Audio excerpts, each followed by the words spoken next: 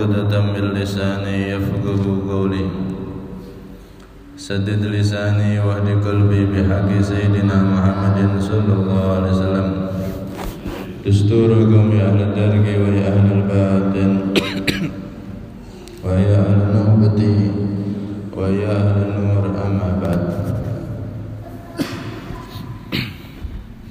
Jemaah Masjid Nurul Qomar semua yang dirahmati oleh Allah Subhanahu wa taala.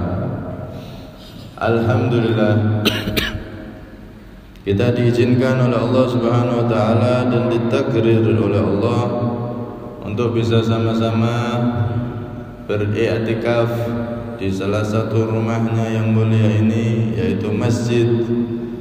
Semoga kumpulnya kita, diamnya kita di masjid ini, setiap nafas kita dicatat pahala oleh Allah Subhanahu wa taala. Kita niatkan i'tikaf agar seluruh aktivitas kita di dalam masjid semuanya bernilai pahala. Hadirin semua yang dirahmati oleh Allah Subhanahu wa taala, kita masuk pada hadis yang ke 22. An Abi Abdullah Jabir bin Abdullah Al-Ansari radhiyallahu anhuma, dari sahabat Abi Abdullah yaitu Jabir, sahabat Jabir bin Abdullah Al-Ansari radhiyallahu anhuma, semoga Allah meridhoi keduanya, yakni sahabat Jabir dan ayah beliau sahabat Abdullah Al-Ansari. Kenapa Imam Nawawi di kitabnya ini radhiyallahu anhuma, semoga Allah meridhoi keduanya, menyebutkan, mendoakan keduanya?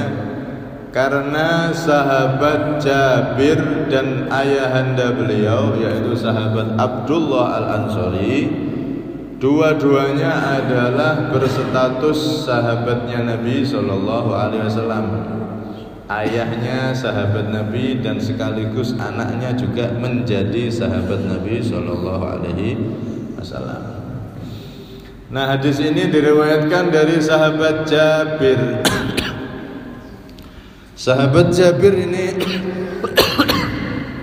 termasuk sahabat yang umurnya panjang. Umurnya sampai 94 tahun. Dan beliau termasuk sahabat-sahabat yang terakhir atau sisa-sisa daripada para sahabat yang masih hidup. Beliau termasuk sahabat yang paling akhir, berada di urutan akhir-akhir ketika wafat. Beliau wafatnya di Madinah, dan beliau setelah wafatnya Rasulullah SAW, beliau mengisi hadis, menerangkan ilmunya Nabi, menyampaikan hadis yang beliau hafal dari Nabi di Masjid Nabawi sampai umur 94 tahun itu, sampai di golongan para tabi'in. Beliau punya majelis di Masjid Nabawi, masjidnya Nabi Sallallahu Alaihi Wasallam. Suatu ketika beliau pernah bercerita kepada anak muridnya, memberi semangat para muridnya yang hadir di majelis beliau. Ma takhallaftu an ghuzwatin ma'a Rasulillah sallallahu alaihi wasallam ba'da anistu syahida abi fi ghuzwati Uhud. Beliau saat itu memberi semangat para anak muridnya atau orang-orang yang hadir di majelisnya. Beliau mengatakan, aku tidak pernah absen ikut berperang, ikut berjihad bersama Rasulullah sallallahu alaihi wasallam untuk memerangi orang-orang kafir yang memusuhi Islam, orang-orang kafir yang menjajah Islam. Aku tidak pernah absen ikut peperangan bersama Nabi semenjak ayahku mati syahid di perang Uhud. Dimulai perang Uhud, saat itu perang Uhud beliau ikut, dan ayah beliau pas perang Uhud itu ayah beliau yaitu sahabat Abdullah syahid di perang Uhud. Semenjak itu beliau tidak pernah absen. Kalau ada peperangan bersama Nabi, beliau pasti hadir sampai Rasulullah wafat sallallahu alaihi wasallam. Ya. Semenjak ayahku di perang Uhud, meninggal di perang Uhud, syahid di perang Uhud, aku tidak pernah absen ikut berperang bersama Nabi sallallahu alaihi wasallam. Beliau menceritakan ini kepada anak-anaknya, pada anak muridnya agar bersemangat. Kadang-kadang perlu seperti itu, ayah menceritakan betapa dulu perjuangannya ketika ketika pas pendidikan, pas mengenyam pendidikan dan seterusnya. Ceritakan ke anak cerita-cerita tentang dirinya agar anak itu mengambil pelajaran dan tambah semangat. Kadang juga guru cerita pada santrinya, muridnya, dulu itu saya pas mondok dulu begini, agar si santri tersebut lebih bersemangat lagi dalam meniru ayahnya atau meniru gurunya. Begitu juga sahabat Jabir bin Abdullah ini menceritakan, saya dulu semenjak ayahku gugur di medan Uhud, saya tidak pernah absen ikut berjuang bersama Nabi, perang bersama Nabi, sama sekali tidak pernah absen, sekalipun tidak pernah. Ya. Nah, ayah beliau ini sahabat Abdullah wafat di perang Uhud. Ketika itu selesai perang, maka para jenazah syuhada kaum muslimin yang gugur di perang Uhud itu, salah satunya adalah sahabat Abdullah ini, yang tak lain adalah ayah daripada sahabat Jabir ini. Saat itu dikafani, maka sahabat Jabir yang masih muda saat itu pengen melihat wajah ayahnya, pengen buka kafan dan melihat untuk terakhir kalinya, tapi dilarang oleh para sahabat yang sedang mengkafani dan juga dilarang oleh Nabi SAW. Udah, jangan lihat ya, kalau bahasa sekarang nanti kamu malah tidak tega. Udah, namanya bis tempur, luka parah, jangan dilihat, udah. Maka terus Nabi mengkabarkan pada sahabat Jabir, innal malaikata kanat la zalat tahuffuhu bi ajnihatiha hatta rufi'a. Wahai Jabir, ikhlaslah kamu wahai Jabir, sabar kamu wahai Jabir, sesungguhnya ketahuilah bahwasanya para malaikat tidak berhenti-henti meletakkan dan mengepung, mengelilingi ayahmu dengan sayap-sayap mereka, menyambut ayahmu dengan sayap-sayap mereka sampai ayahmu nanti diangkat, dimasukkan ke liang lahat. Wahai sahabat Jabir, jangan sedih, para malaikat sedang mengkerumuni, mengelilingi ayahmu, menyambut kedatangan ayahmu, disambut, dimuliakan oleh para malaikat di alam barzakh. Ini apa? Saat itu Rasulullah menghibur dan memberitahu kedudukan ayahnya kepada sahabat Jabir, bahwasanya ayahnya adalah orang yang mulia. Setelah itu juga Rasulullah ketika selang beberapa waktu ketemu sahabat Jabir, tentunya masih berkabung, masih terkenang ayahnya, maka dipanggil oleh Nabi, halumma ya bunayya, kesini wahai putra kecilku, wahai pemudaku, sini. Atadri madza fa'alallahu bi abik, apakah kamu tahu apa yang Allah perlakukan untuk ayahmu yang telah mati syahid di perang Uhud? Laqad ahya, ketahuilah wahai Jabir, ayahmu benar-benar telah dihidupkan oleh Allah. Dihidupkan oleh Allah. Sebagaimana dalam firman Allah Subhanahu wa taala di surat Ali Imran menyatakan, wala tahsabanna alladziina qutilu fi sabilillahi amwatan bal ahya'un 'inda rabbihim yurzaqun. Jangan kau mengira orang-orang yang gugur di jalan Allah, yang gugur mati syahid membela agama Allah, jangan kau kira mereka adalah orang-orang yang mati. Bal ahya'un, tapi mereka adalah orang-orang yang hidup. Inda rabbihim, di sisi Tuhan mereka, yurzaqun, mereka diberi rezeki, diberi keistimewaan oleh Allah Subhanahu wa taala.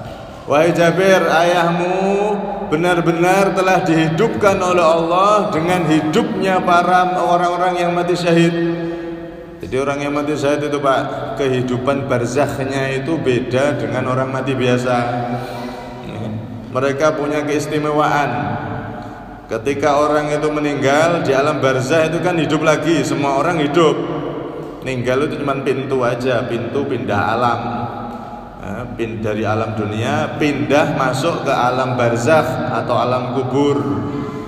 Itu kematian itu cuma pintu dan tidak mati, di alam kubur hidup lagi. Semua manusia dihidupkan lagi. Kalau dia soleh dapat nikmat kubur, kalau dia toleh atau orang yang jelek amalnya dapat siksa kubur. Tapi kalau orang yang mati syahid dihidupkan lagi, tapi hidupnya beda dengan hidupnya orang-orang barzakh yang lain yang biasa. Maka saat itu kata Rasulullah, laqad ahyah, ketahuilah wahai Jabir, ayahmu benar-benar telah dihidupkan oleh Allah dengan kehidupan istimewa sebagaimana orang-orang yang gugur mati syahid. Maka kemudian Allah berkata kepada ayahmu, wa ma kalamallahu ahadan kifahan siwa abik, dan ketahuilah wahai Jabir, Allah itu berbicara setelah dia dihidupkan, berbicara kepada ayahmu, dan Allah tidak pernah berbicara kepada seseorang berhadap-hadapan sedekat seperti ayahmu, alias rahmatnya Allah begitu dekat dengan ayahmu. Belum ada orang yang mati syahid seistimewa ayahmu, maksudnya begitu. Maka Allah berfirman, berkata pada ayahmu, kata Rasulullah, tamanna ya abdi, tamanna ya abdi, berharaplah wahai hambaku. Kamu pengen apa wahai hambaku? Maka kemudian ayahmu berkata, atamanna ya Rabb antu'idani ila dunya uqatilu fi sabilik wa ustashhadu marratan ukhra. Maka ayahmu wahai Jabir setelah ditawari oleh Allah, wahai hambaku kamu pengen apa? Maka ayahmu berkata, wahai Tuhanku, aku ingin engkau mengembalikan aku ke dunia untuk hidup lagi di dunia, dan aku ingin membela agamamu lagi dan mati syahid lagi seperti sekarang aku telah mati syahid. Aku ingin kau kembalikan dan aku bisa mati syahid lagi wahai Allah. Karena saking begitu mulianya orang yang mati syahid, hadiah derajat yang diberikan oleh Allah di alam barzakh begitu tinggi sampai beliau pengen dihidupkan lagi dan pengen mati syahid lagi, nambah supaya mati syahid. Ayahmu ditawari oleh Allah dan jawab seperti itu wahai Jabir, kata Rasulullah kepada Jabir tadi.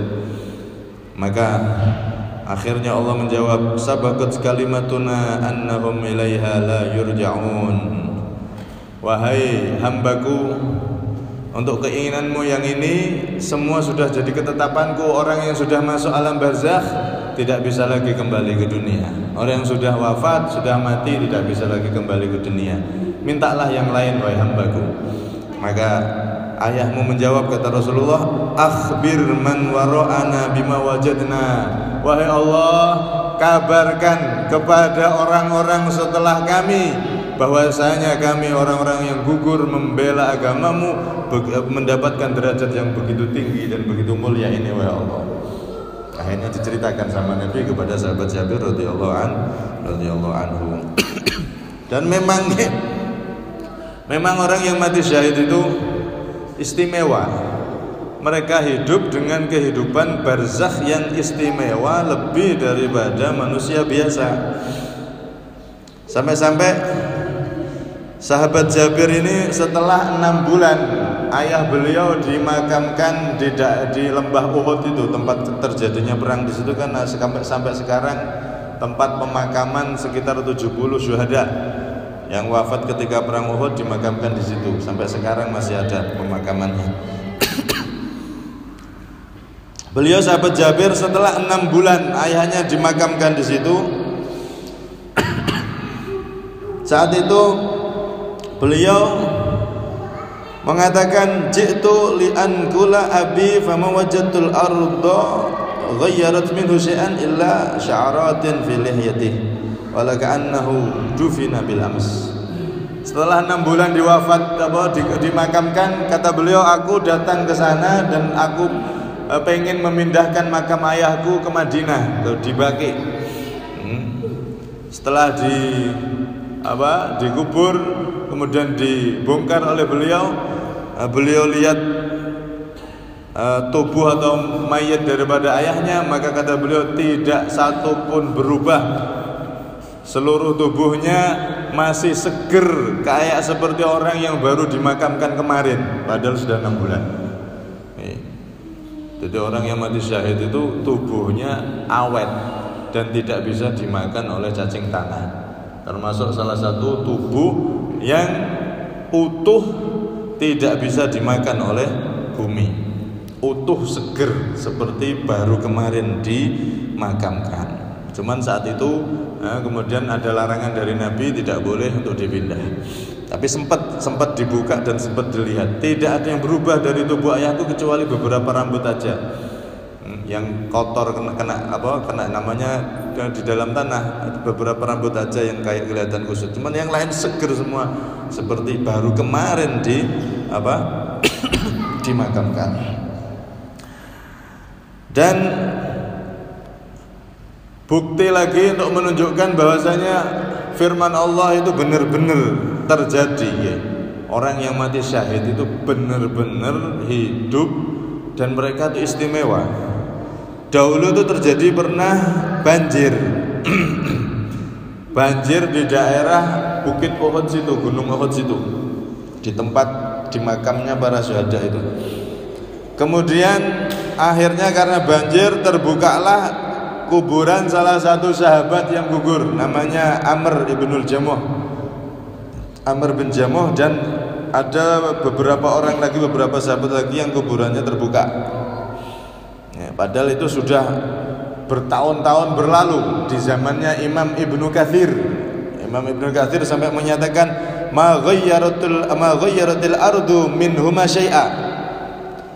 2 orang dari jenazah mayitnya para sahabat yang mati syahid ini ketika terbuka karena banjir itu sama sekali tidak ada yang berubah tubuhnya, masih seperti mayat baru seger. Wa kana Amr wadi'an yadahu ala sudrihi.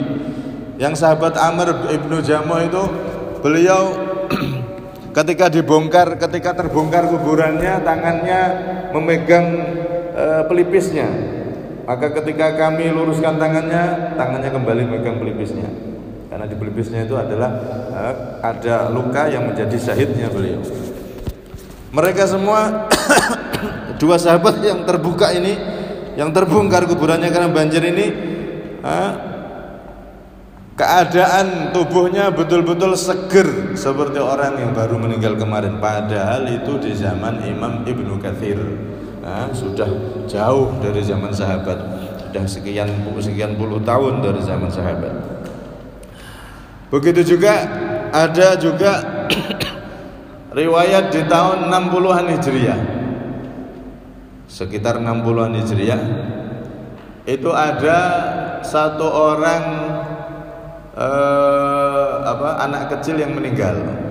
Para keluarganya sepakat, banyak yang berpendapat ayo kita makamkan di Baqi di Madinah bersama para sahabat, banyak di Baqi.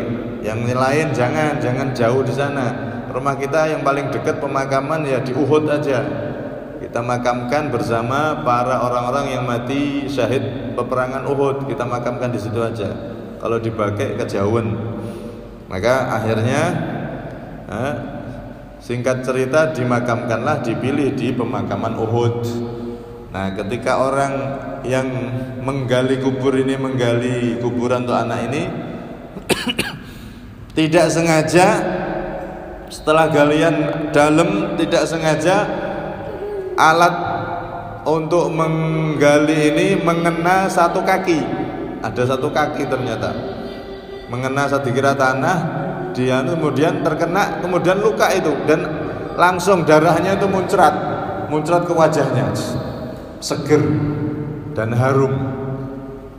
Yang tak lain kaki itu adalah jelas jenazahnya dari para sahabat yang dimakamkan di situ. Karena di situ makam para sahabat yang gugur tadi di medan Uhud. Akhirnya dibulat, dikembalikan lagi, dikasih kafan, ditutupi itu luka yang enggak sengaja tadi, dikubur, tutupi tanah, dan anak itu dikuburkan di sebelahnya. Ini terjadi jenazah mereka orang-orang yang mati syahid itu diawetkan oleh Allah, bahkan seger kayak orang yang baru meninggal, bahkan seperti orang tidur, nggak seperti meninggal. Seger tubuhnya, seger darahnya, dan tidak ada bentuk atau seperti mayat sama sekali. Wajah dan tubuh mereka itu berseri-seri seperti orang tidur. Itu keistimewaan orang-orang yang mati syahid, yang mana Allah telah menggambarkan tadi, wala tahsabanna alladziina qutilu fi sabilillahi amwatan bal ahya'un 'inda rabbihim yurzaqun.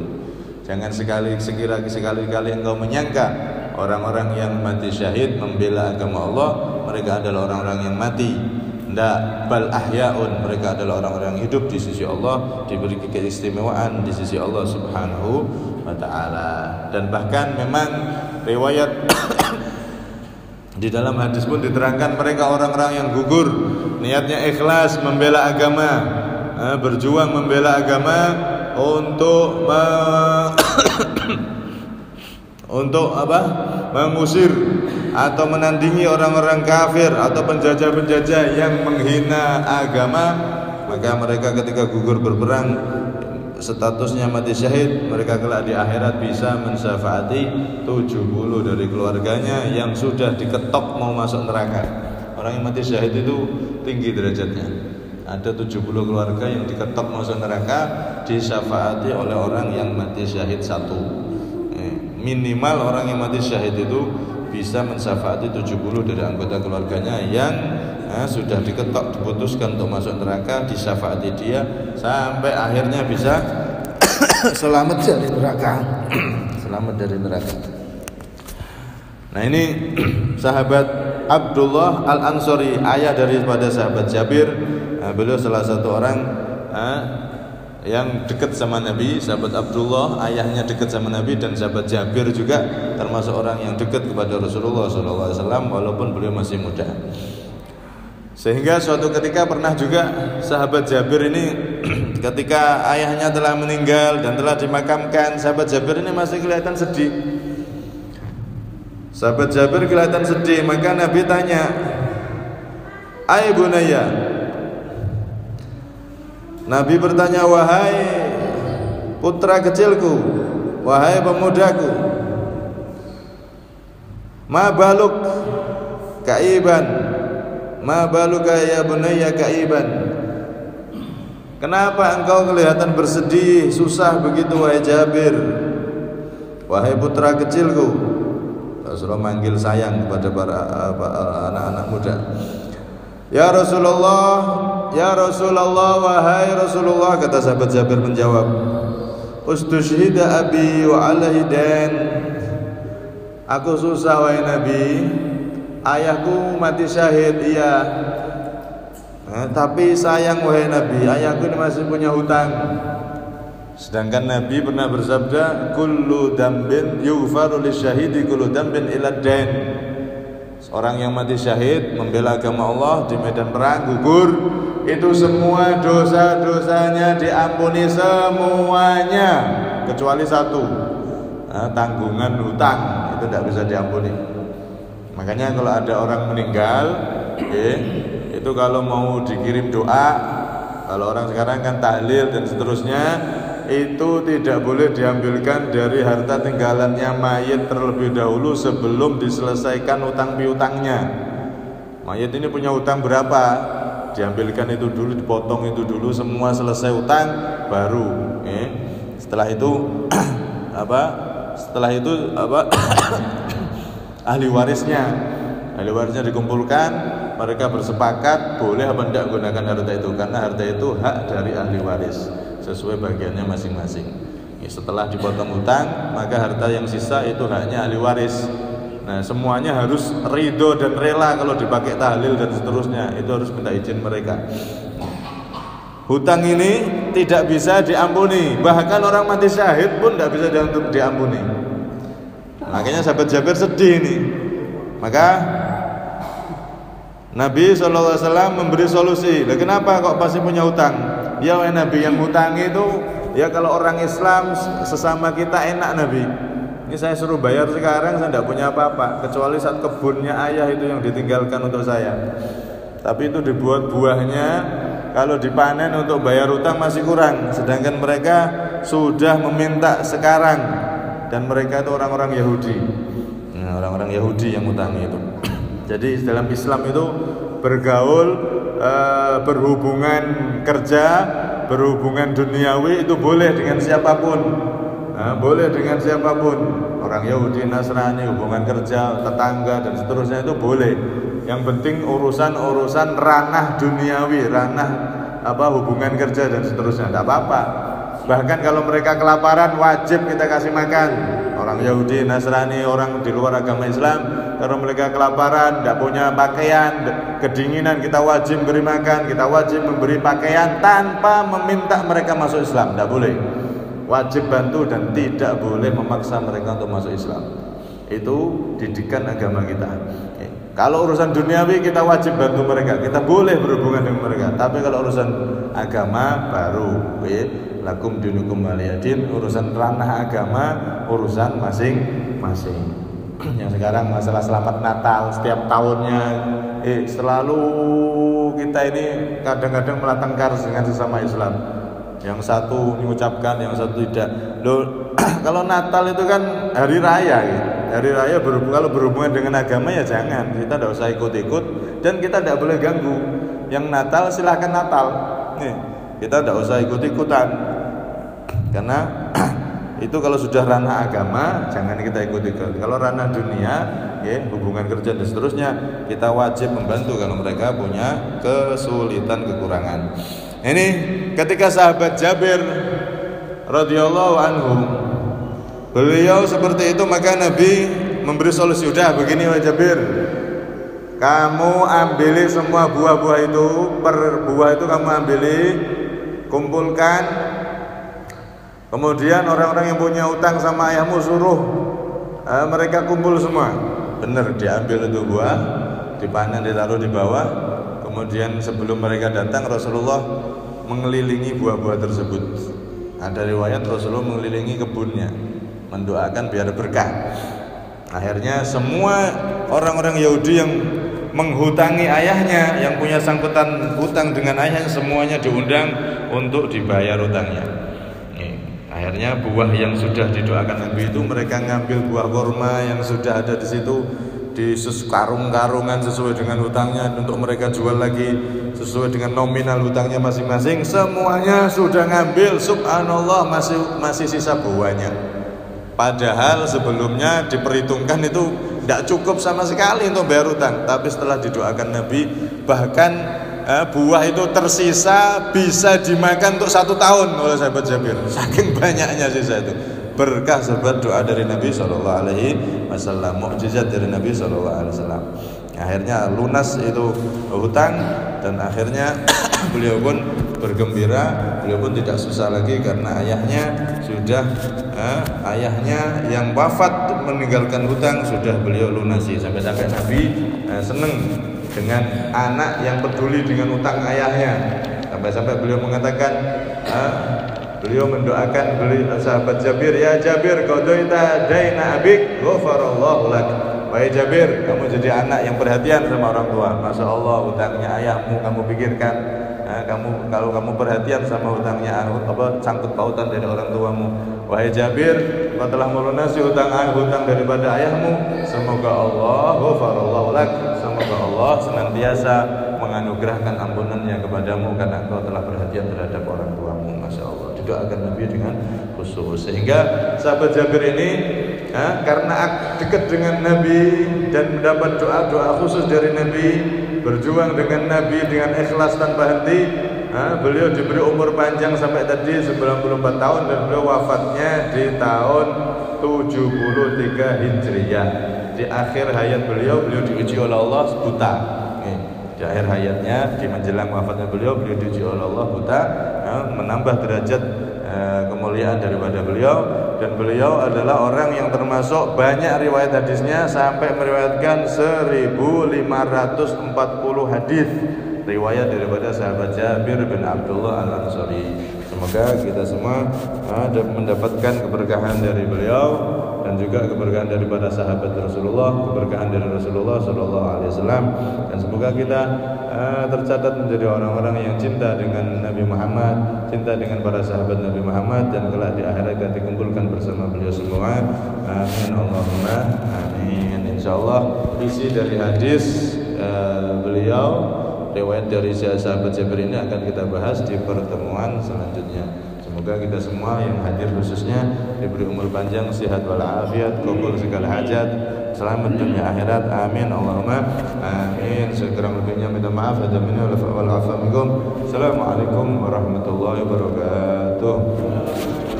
Sirril Fatihah.